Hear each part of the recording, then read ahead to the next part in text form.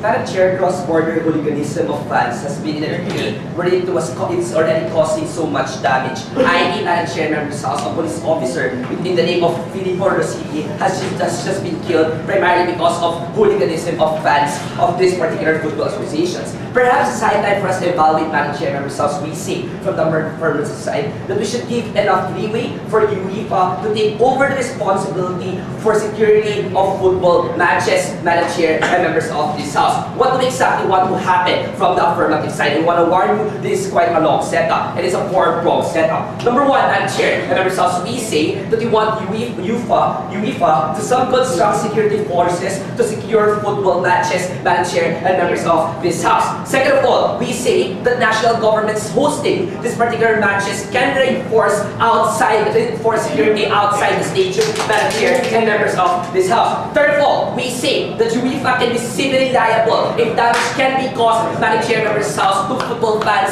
or people who will be victimized, Madam Chair, members House, by this particular fanatic hooliganism. But fourth of all, Madam Chair, and members House, we say that UEFA can institute policies and make rules specifically decide, Madam Chair, and members House, to discipline the fans of their particular member associations. I.e., Madam Chair, they can ban teams for the next season depending on the range of the violation of their fans' hooliganism. Second of all, Madam Chair, and members House, they can also impose that these particular football associations wouldn't be allowed to have fans during a particular, Madam Chair, members House, match with a particular country. And third of all, Madam Chair, and members House, and yes, that's the status quo. And yes, Madam Chair, but this is the last prong, wherein, Madam Chair, members House, we say that UEFA can personally ban fans, Madam Chair, members House, from watching this particular football matches, Madam Chair, members House, for the rest of their lives, perhaps, depending on the gravity of the offense, Madam Chair, members House.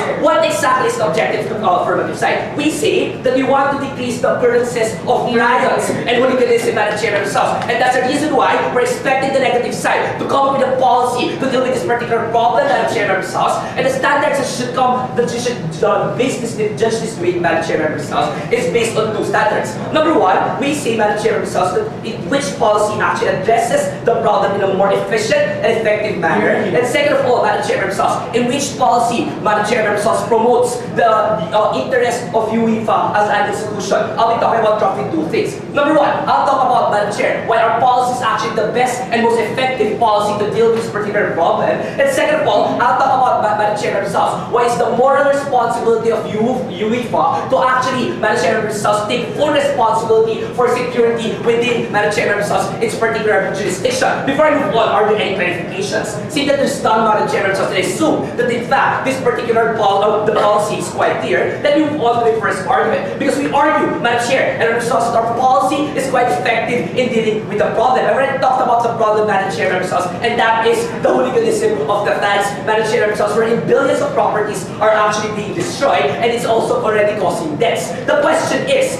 what exactly is causing this particular hooliganism, Madam Chair, and members House? We say that the reason why fans resort to this particular instead is because they're quite emotionally charged, Madam Chair, and members House, during those times, Madam Chair, and members House, wherein these particular fanatics are willing to risk anything for their football clubs, Madam Chair, and members House, and for their passion. I.e., I'm talking about the Italian fans, Madam Chair, and members House, who are quite violent by nature when they're watching this particular football games. We say our proposal addresses that, Madam Chair, and members House, in four ways. The first way, Madam Chair, and members House, is that this particular proposal provides a leverage with the target audience, i.e., Madam Chair, and members House, the passionate audiences. Why is that exactly so? Because it hits the fans where it hurts the most, Madam Chair, and members House, where it hits it hits them hard, Madam Chair, members of House, it hurts the most. Why is that sad? So, primarily because their action would it just cost Madam Chair, members of House, them,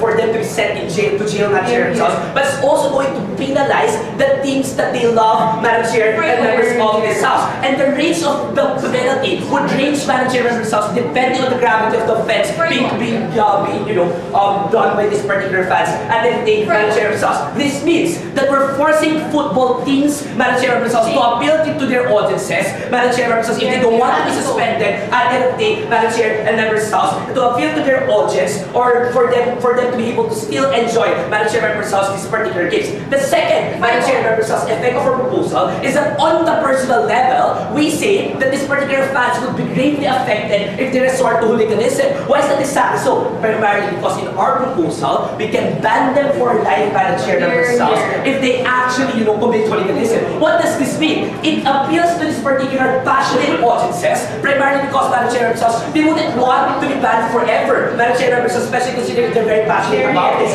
Third of all, we say that UEFA offers a wider array of policies, while local governments, Madam Chair, members of House, are restricted by their constitution or can only rely on the police. We say that UEFA can implement policies, Madam Chair, members of House, and cooperate with several governments, not limiting them, Madam Chair, members of House, with the capabilities of national governments. But further of all, and this is the reactive measure, we say that UEFA can subconstruct this particular security agencies, Madam Chair, members of House, which can concentrate on that particular matter, and we say that UEFA, Madam Chair, members of House, is in the best position to presuppose what could happen, especially based on experiences on past football games, Madam Chair, members of House. What does this mean? This means that on preventive level, on the reactive level, we're actually addressing the problem, Madam Chair, members of House, and we're also, Madam Chair, members of House, targeting those particular grassroots levels that cause this particular problem. But second of all, we say, Madam Chair, members of House, that it's a moral obligation of UEFA at the end of the day. Why? Because we say, Madam Chair, that the main reason why this particular,